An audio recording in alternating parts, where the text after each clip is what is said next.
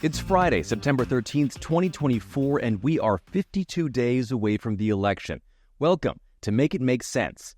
I'm Grant Herms. I hope all you packed your lucky rabbit's feet or pennies or ate your Lucky Charms today, whatever you got to do to ward off the bad luck on this Friday the 13th, because it's a good show today. We are talking about what the fallout has been since the debate, and there has been plenty. But first, let's get to your headlines.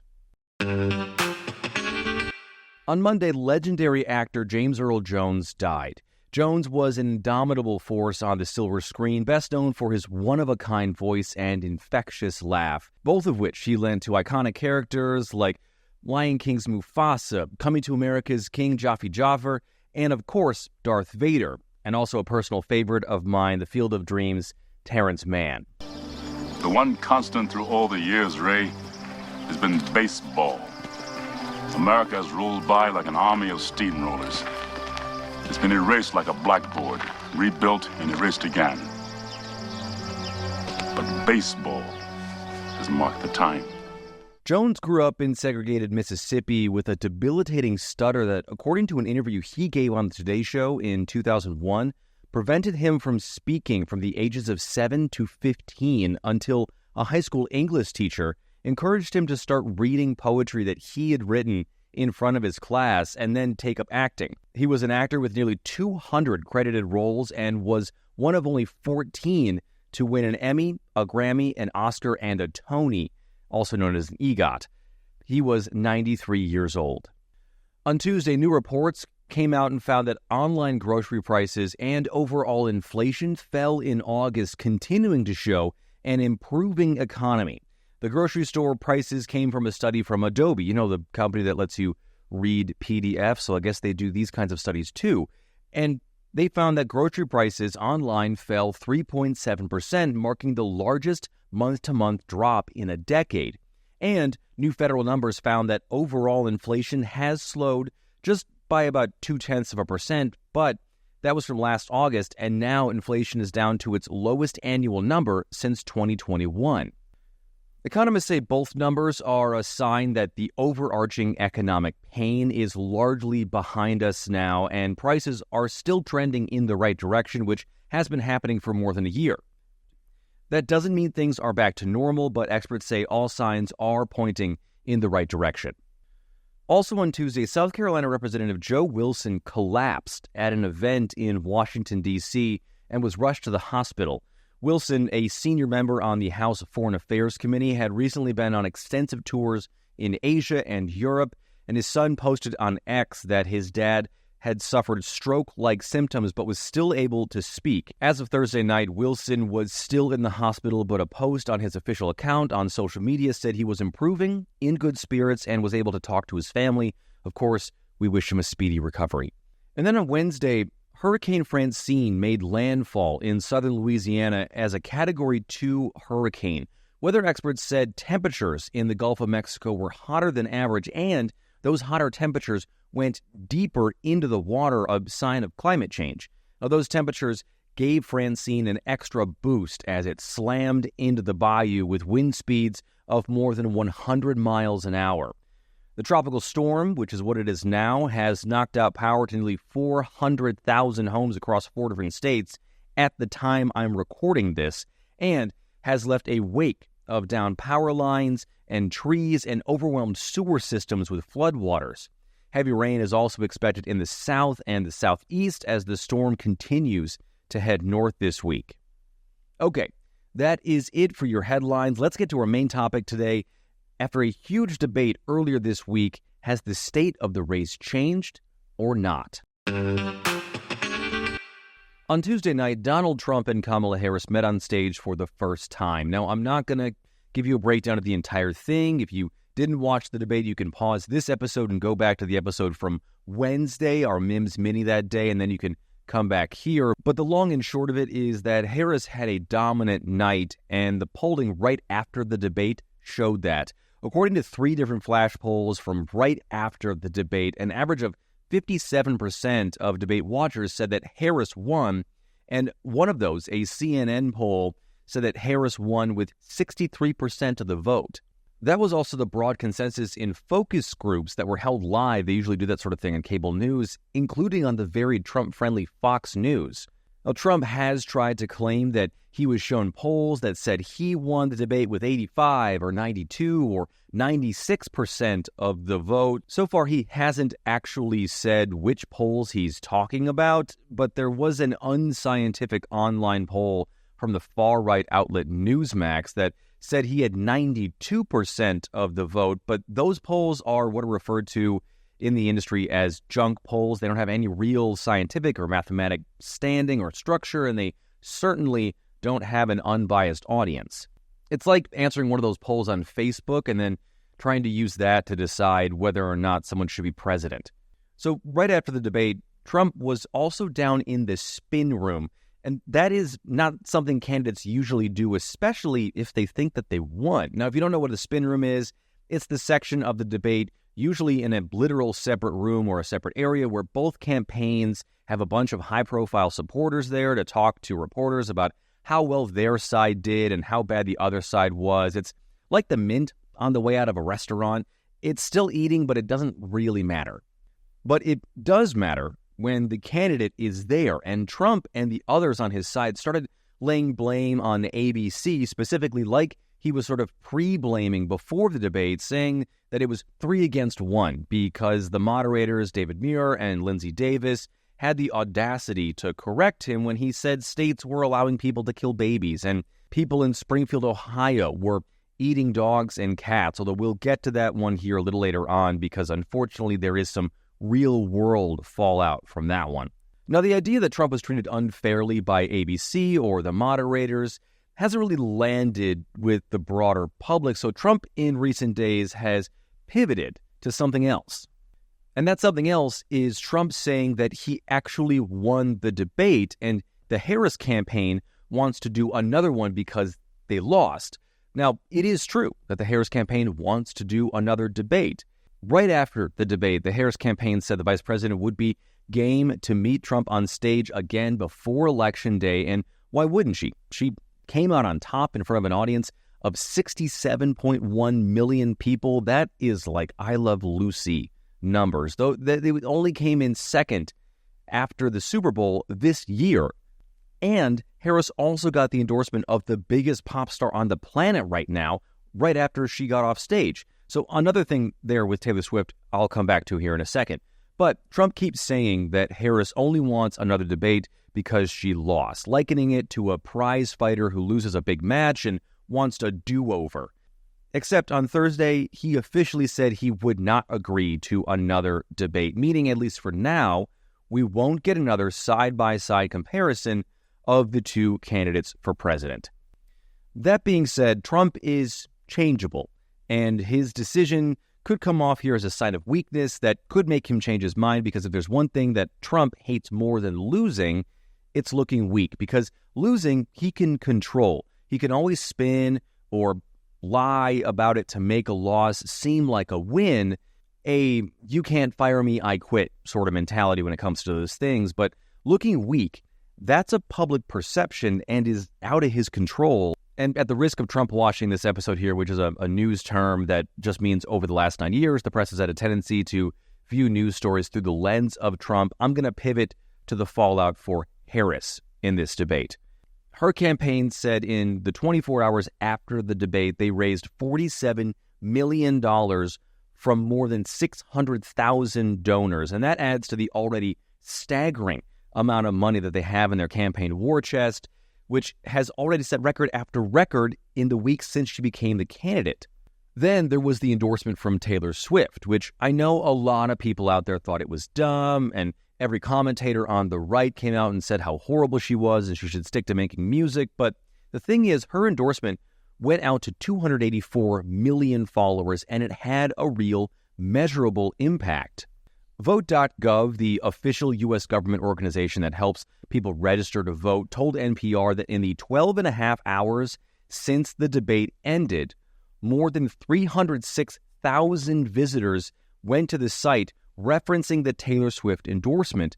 Now, I did the math on that, and that number alone, if every person signed up to vote, would be enough to cover Joe Biden's sixth swing state victory in 2020 with more than 13,000 votes to spare. And then on Thursday, so 48 hours from the debate, the data firm TargetSmart said it saw a 400 to 500% increase in voter registration, breaking down to about 9,000 to 10,000 people registering to vote per hour. And obviously, not all of those people are going to be just Harris voters. There could be, and likely are, plenty of people who are registering to vote as a counter to the endorsement or have nothing to do with it at all. But still, those numbers are bonkers. And if nothing else, signals just how much engagement there is and might actually be on Election Day. The Harris campaign has also been pretty quiet in the days since the debate. Part of that was because the day after was September 11th. So, not a great look for the sitting vice president to take a victory lap on the anniversary of a national tragedy. But on Thursday, she was back in North Carolina in Greensboro, and the Harris campaign seems to see North Carolina as a winnable swing state. There's also a pretty important governor's race going on there for Democrats. And she appears to be sticking to her plan of not getting dragged down into a culture fight with Donald Trump, but instead painting him as old and tired. And she also challenged him to another debate, clearly trying to goad him by poking that thing about being seen as weak I talked about a second ago. Donald Trump and I had our debate. You watched it? Did you watch it?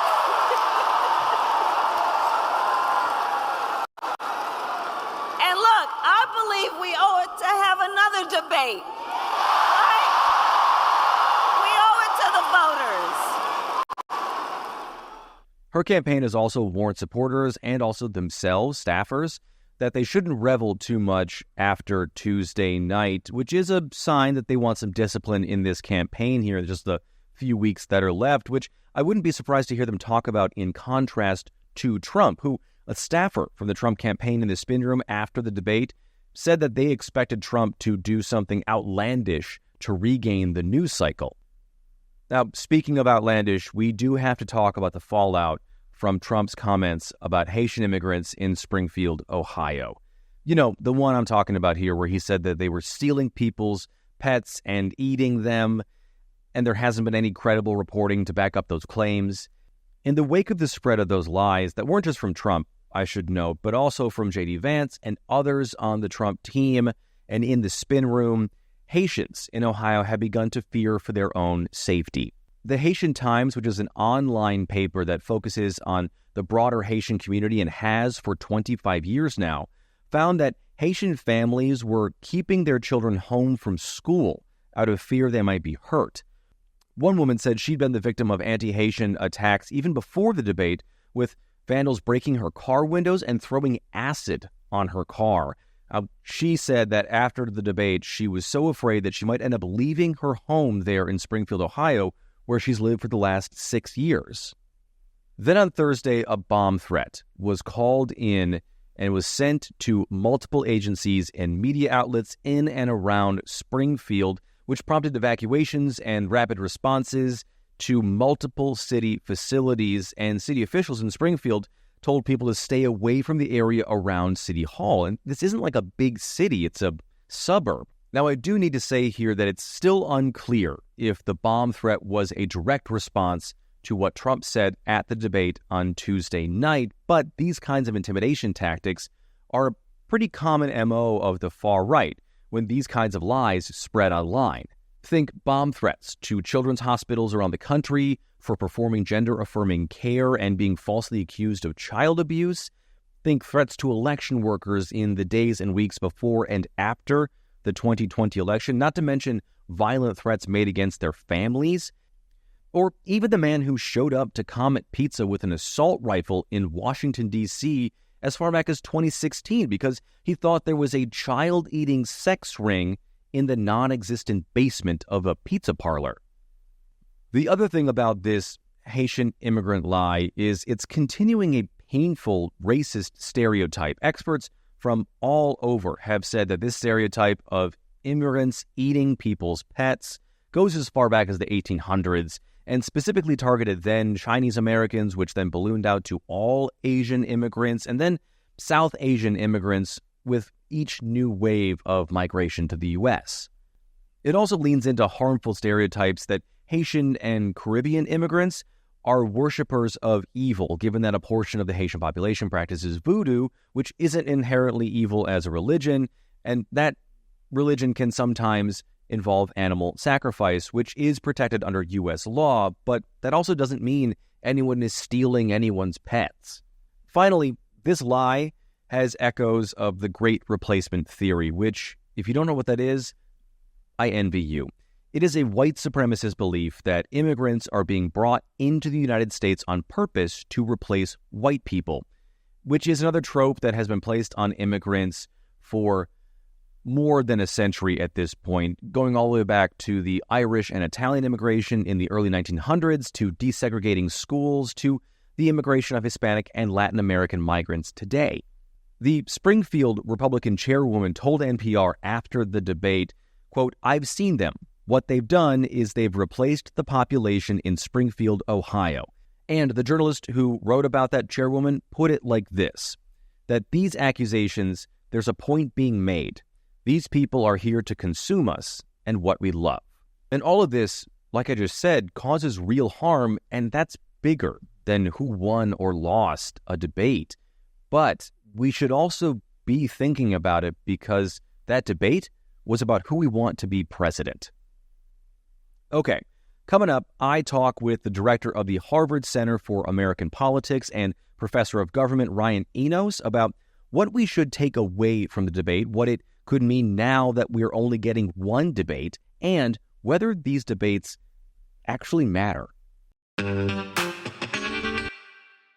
Let's dive right in here. What were you watching debate night, and what were your main takeaways? Well, I was watching to see if it was going to be better than the last debate in terms of actually having two candidates that could have articulate coherent opinions. And somewhat like the last debate, we ended up with only one candidate that could articulate coherent opinions. But in this case, it was the Democrat. And, so that was just, that was a 180, right? The first debate came out as a clear win for Donald Trump because Joe Biden was just so incapable. And this time, Donald Trump, he looked terrible compared to a vigorous, articulate candidate. And I think it was just, in many ways, we kind of think these debates maybe don't matter that much. That's what we think as political scientists. But this one, if it's going to matter, a debate like this is going to matter because it was clearly very one-sided. And in that idea, this is likely the only debate that we're going to see for this particular, election, because really this was the first debate between these two, even though with technically the second presidential debate. Do you think that this is a tipping point then in this race because it's so short? Well, it's hard to look at one single thing in a race as a tipping point, right? But it's clearly going to matter some because this race is very close. These things can go both directions. Because on the one hand, it's like, who doesn't have an opinion about Donald Trump at this point, right? He's been in the national news for 8 years. He's dominated our politics for 8 years. And if you're going to have, there's nobody out there that doesn't have an opinion on him. But at the same time, there are, despite what I just said, there's undecided voters out there. And one thing we know about the way voters make decisions is everything, the closer you get to election day, the more and more things matter, right? And so your question is exactly right, that this is a short time frame at this point, and things that happen now are going to stick with voters in a way they remember coming up to election day. And so in that sense, again, people's opinions about Donald Trump are pretty sticky, and they're not going to change a lot at this point. But if something was going to change them, something like that is liable to do it, where he just looked so bad compared to the other candidate. Now, one thing I'll say, of course, is the other thing we've learned about Donald Trump, though, is you can't really, there's been so many stories about things that are going to hurt Donald Trump in the last however many years, and it just hasn't really been sticky. So I think we need to all check our assumptions about that. But, one way or another, this didn't look good for him. I was going to ask that too, Alila, in a sort of a different way here. Yeah. Because when we talk about the first debate, the Trump-Biden debate, it really seemed to be that it was Biden who lost that debate rather than Trump who won it, because even on stage that night, Trump was sort of unchanged from what, from what we saw just a couple nights ago. Was this a case sort of in the reverse then, do you think, where just from a voter behavior, psychology, understanding standpoint, that really Trump tanked this debate and became unprepared. And I want to talk about preparedness in a second here, versus Harris doing a really, really good job. Is it sort of that kind of a comparison situation happening, or do you think it really was that Trump just had a not a good night and Harris had a good night? Well, I think it goes beyond good nights and bad nights, right? It's not like this was a single thing. I mean, in the same way that when Joe Biden showed up, it wasn't like, people tried to spin it this way, but it wasn't like he had a bad night. It reflected a fundamental problem with him as a candidate and, maybe him as a leader. And people realized he wasn't ready to go back to the White House for 4 years. And I think in the same way, what this reminds people of is that, Donald Trump's a fundamentally flawed candidate. He's deeply unpopular. And I know that sounds strange given that he has the nomination for one of the major parties, but more than anybody that's ever held a position like that, people just really, really don't like him. A strong majority of Americans don't like him. And due to our electoral politics, it kind of ends up in a way that he still has a chance of winning. What about swaying voters in this way? I think going into this debate, there were about 30% of voters, and I think it was a New York Times Siena poll that said they wanted to know a little bit more about Harris from her versus 9% who said that about Trump. Not all of those voters were undecideds, but right.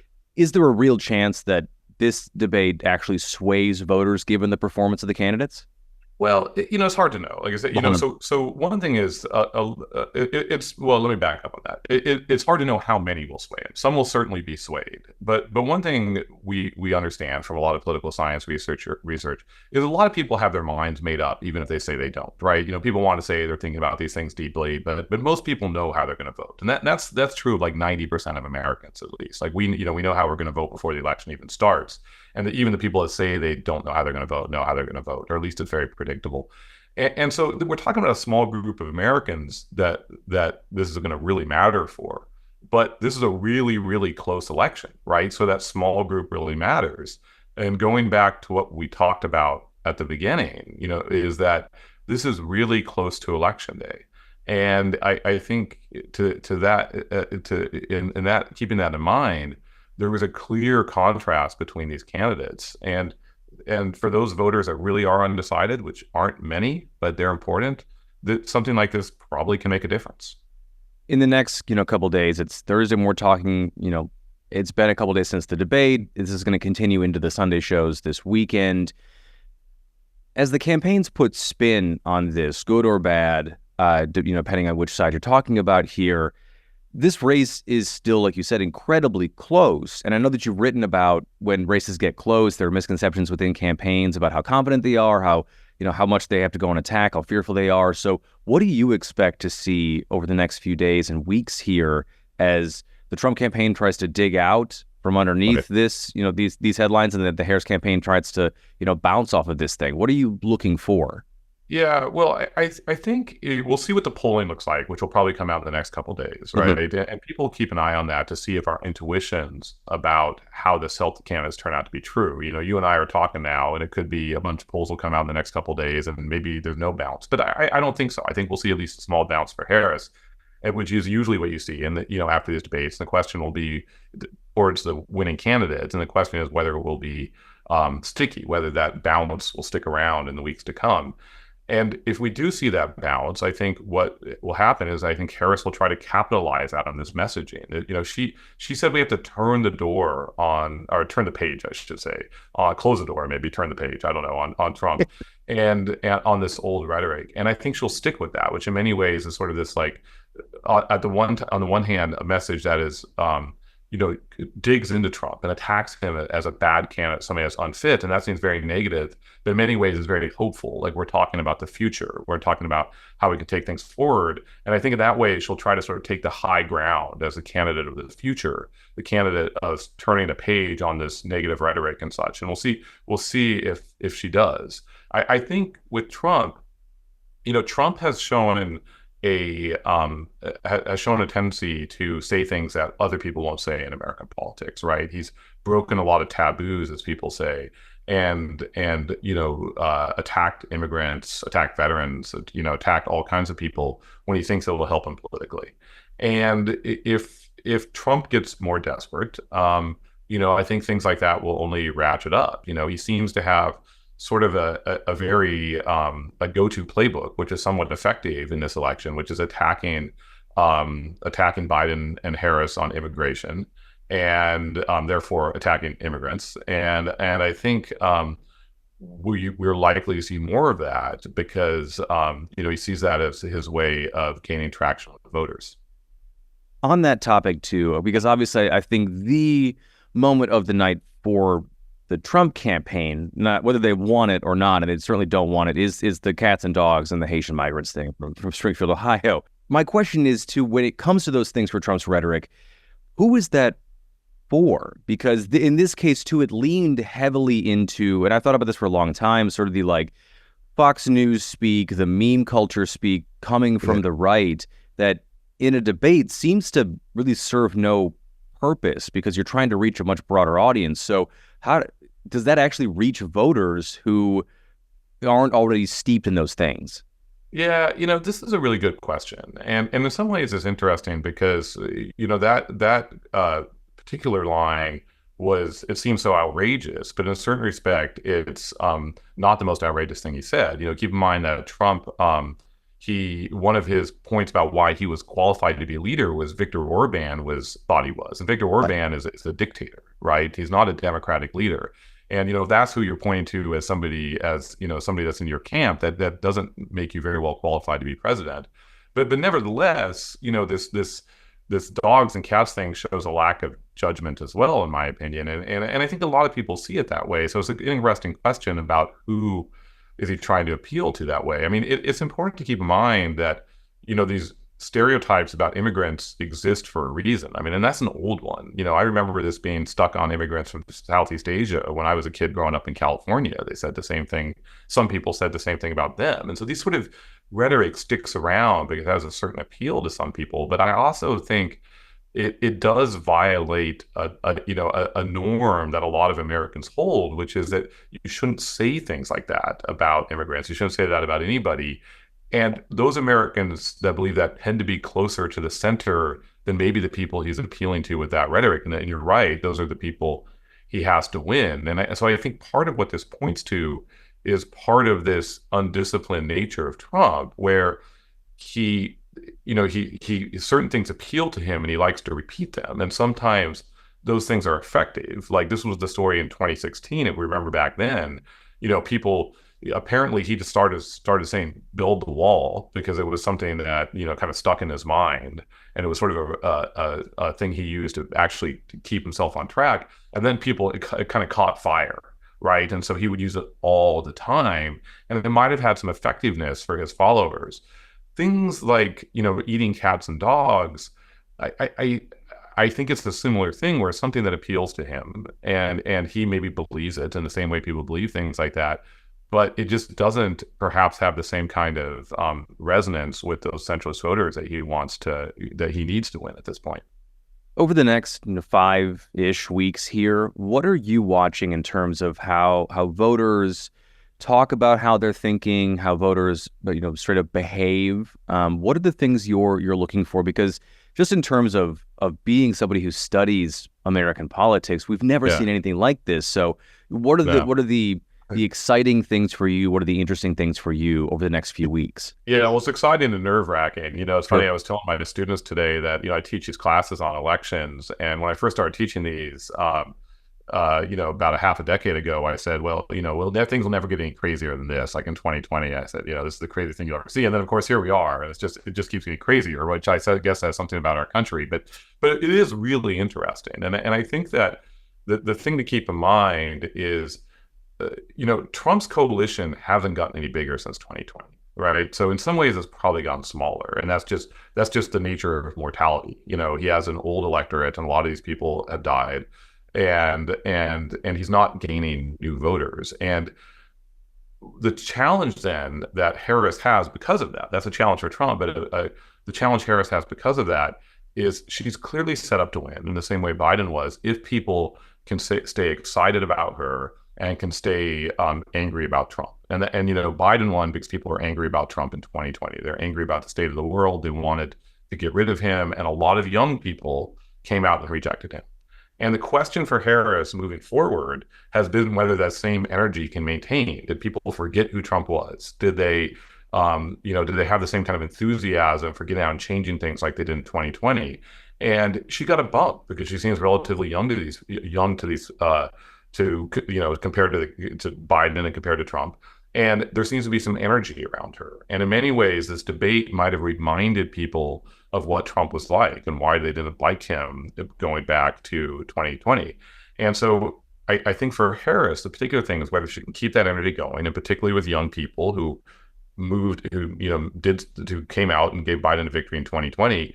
Can she remind them of why she's a candidate she wants? And so, it maybe sounds, something that seems frivolous, but these things like this endorsement from Taylor Swift, like those kind of things maybe kind of matter. They remind young people that they should be excited about Harris, and they remind them that she is one of them, and there's a reason to reject Donald Trump. And if she can keep that energy going and keep these young voters moving towards her, so essentially getting them out to vote, because they're going to vote for her if they turn out, then I think she has a pretty clear path to victory.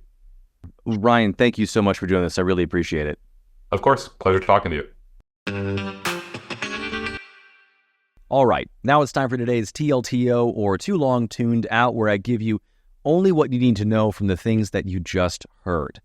The Trump campaign is trying to spin the debate as a win for him, despite widespread polling that shows voters thought Harris won by more than 20 points. In the wake of that, Trump announced he would not be agreeing to another debate, but Harris has publicly called on him to have another one, saying they owe it to the voters. The Harris campaign has seen a little bump from the debate, but really it's been voter registration that has surged by as much as 500% after Taylor Swift endorsed Harris. Now, finally, the lie about Haitian immigrants eating pets in Springfield, Ohio, is causing immigrant families there to fear for their safety. And on Thursday, a bomb threat was called into multiple buildings in the suburban town. And though it's still unclear if it was a direct result of what Trump said on stage, it is a reminder that what's said in the political arena isn't just arguing and back and forth bickering. It has real world, sometimes real harmful consequences. Okay, that is it for today's episode. Please rate, review, and follow the show if you haven't already. You can like and subscribe on YouTube as well, so each new episode shows up in your recommendations. And you can also subscribe to the Make It Make Sense Substack, where tomorrow I will have an extended interview with Professor Enos, all about what else we can learn from this debate. And finally, you can share the show by tagging it or me on social media. It's Mims News Pod. That's MIMS News Pod on every platform. I am at Grant Herms on X and at Grant Herms TV on everything else. Thank you so much for listening today. I'm Grant Herms, and I'll talk to you tomorrow.